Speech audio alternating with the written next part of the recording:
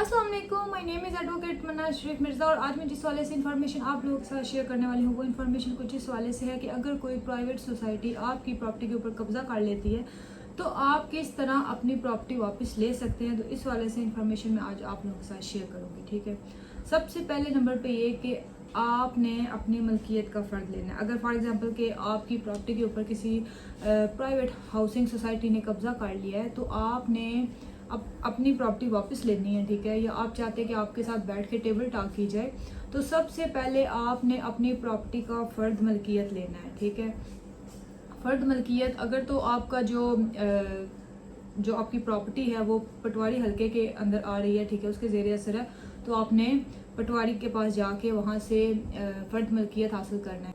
महकमा माल से भी आप हासिल कर सकते हैं। अगर नंबर 2 अगर उसका रिकॉर्ड कंप्यूटराइज हो चुका है तो फिर आपने ADLR से लेना है। ठीक है, उसके बाद जब आपके पास फ़र्द मलकियत आ जाएगा तो आपने सिविल कोर्ट के अंदर जाके केस फाइल करना है, दावा हुक्म इम्तनाई।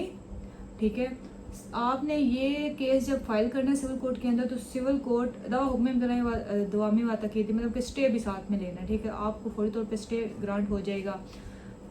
हाउसिंग सोसाइटी आपकी प्रॉपर्टी के ऊपर फिर कुछ भी तामीर करने या उसके ऊपर कुछ भी नहीं कर सकते, मतलब कि बाद ममनू रहेगी। ठीक है, स्टे हो जाएगा। उसके बाद दूसरे नंबर पे ये कि उसके बाद जो हाउसिंग सोसाइटी वाली है वो आपके साथ टेबल टॉक करने के लिए मजबूर हो जाएगी। ठीक है, वो आपसे टेबल टॉक करेंगे, या तो ये डिसाइड होगा कि आप ठीक है हमें प्रॉपर्टी दें या उसके बदले हम आपको इतना मतलब कि प्लॉट दे सकते हैं, कोई भी अगर वो आपको रीज़नेबल लगे तो आप डील कर सकते हैं। नंबर 2 ये भी हो सकता है कि आप ये डिमांड करें कि हमें जो इस प्रॉपर्टी की वैल्यू बनती है वो दी जाए। ठीक है, अगर आप लोग यानी कि आपस में बातचीत करना चाहते हैं तो। ठीक है, नंबर 3 पे अगर आप नहीं चाहते कि आपकी प्रॉपर्टी वो लें तो आप चाहते हैं कि मैं उस प्रॉपर्टी को मैं सिर्फ उसको ओन करूं, मेरा जहाँ पे घर बना हुआ है या मेरी जो प्रॉपर्टी है मैं नहीं हाउसिंग सोसाइटी को देना चाहता, तो वो भी आप कर सकते हैं। ठीक है, नंबर 3 अब जब केस चलेगा सिविल कोर्ट के अंदर तो जो अदालत है वो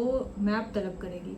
ठीक है, मैप में जो नक्शा है हाउसिंग सोसाइटी का, जब भी ये हाउसिंग सोसाइटी अप्रूव होती है तो इनका बाकायदा तौर पे एक नक्शा होता है। ठीक है, इनका रिकॉर्ड होता है, इनका रिकॉर्ड हाउसिंग सोसाइटी डिपार्टमेंट के पास होता है। अदालत वो भी तलब कर सकती है, अदालत नक्शा भी तलब करेगी। जो हसन अमरात उन्होंने एक्वायर किए हुए हैं, ठीक है, उनसे अलग, मतलब कि अगर जो उन्होंने हसन अमरात एक्वायर किए हैं उससे एक्स्ट्रा वो अपने कब्जे में हाउसिंग सोसाइटी वाले नहीं ले सकते। ठीक है, तो अगर जो बंदा जो क्लेम कर रहा है कि ये मेरी प्रॉपर्टी के ऊपर इन्होंने नाजायज़ कब्जा कर लिया है तो वो हसन अमरात अगर इन्होंने एक्वायर नहीं किए हुए तो फिर वो जो उनका रिकॉर्ड है जो अदालत तलब करेगी या जो नक्शा है, ठीक है, उन सब को मद्देनज़र रख के फिर अदालत देखेगी कि वाकई इन्होंने ये हसन अमरात एक्वायर किए भी हैं या नहीं। ठीक है, उसके अलावा जो हाउसिंग सोसाइटी का रिकॉर्ड होता है ना, आप अटेस्टेड कापी अगर उसकी लेना चाहते हैं तो हाउसिंग सोसाइटी डिपार्टमेंट के पास इनका पूरा रिकॉर्ड मौजूद होता है, आप उसकी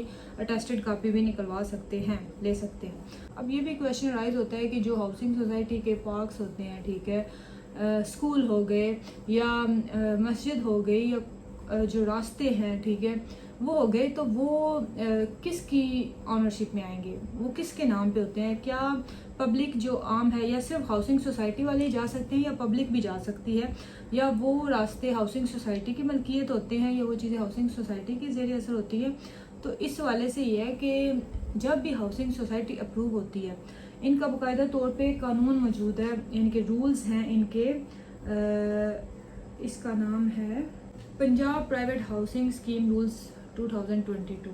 ठीक है, इसका जो रूल नंबर 21, मतलब कि जब भी ये हाउसिंग सोसाइटी अप्रूव होती है ना तो इन्होंने इस चीज़ को जो रिक्वायरमेंट्स उनको फॉलो करना होता है, तो तब जाके जो इनकी है सोसाइटी अप्रूव होती है। तो अप्रूव तब होगी जब ये इसका रूल नंबर जो 21 है, मैं आपको पढ़ के सुनाती हूँ। जो रूल नंबर 21 है वो है pre requisite for approval of A housing scheme. जो हाउसिंग स्कीम के अप्रूवल के लिए प्री रिक्विजिट्स हैं वो कौन सी हैं? चले वो तो हो गया डिपॉजिट, अप्रूवल फ़ी, डिपॉजिट कन्वर्जन फ़ी वगैरह। उसके अलावा जो डी है ना, ठीक है, उसमें लिखा हुआ है execute a transfer deed on form B, B1, B2 for free of cost transfer to the local government concern.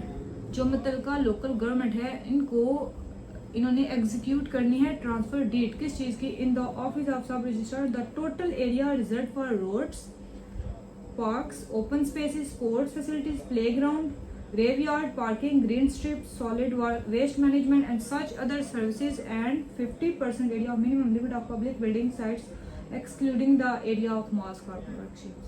ठीक है, इन्होंने ये जो जितनी भी चीज़ें मैंने आपको बताई हैं, ग्रेवयार्ड हो गया, ओपन स्पेस हो गई, स्कूल हो गया, उसके अलावा प्लेग्राउंड हो गए, ये इन्होंने ट्रांसफ़र डीड करनी है लोकल गवर्नमेंट को। ठीक है, जो कंसर्न लोकल गवर्नमेंट है, इसलिए जो हाउसिंग सोसाइटी है इसके ऊपर रिस्ट्रिक्शन नहीं लगा सकती, म्यूनसिपल कमेटी के ये अंदर आते हैं।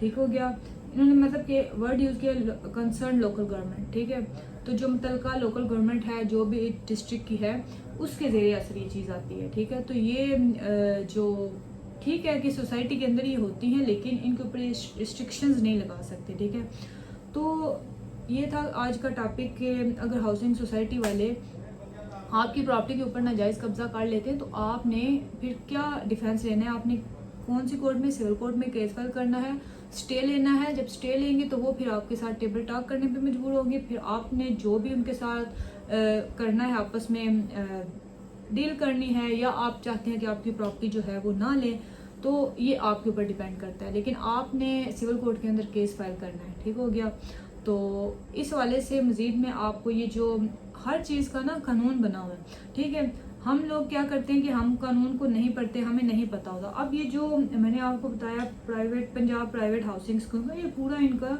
रूल है। ठीक है, रूल्स हैं इनके, एक्ट बना हुआ है इनका 1925 का भी, लेकिन हम ये कि इस चीज़ को पढ़ते नहीं है, फिर हमें पता नहीं होता। तो मैं कोशिश करूँगी कि सीरीज़ बनाऊँ इस वाले से, और उम्मीद करती हूँ कि मेरी आज की वीडियो आपको पसंद आई होगी। अगर आपका कोई भी केस है या आप कंसल्टेंसी चाहते हैं किसी भी किस्म की, तो जो नीचे व्हाट्सएप का नंबर दिया गया है वहाँ मुझसे रब्ता कर सकते हैं। थैंक यू वेरी मच, अल्लाह हाफिज़।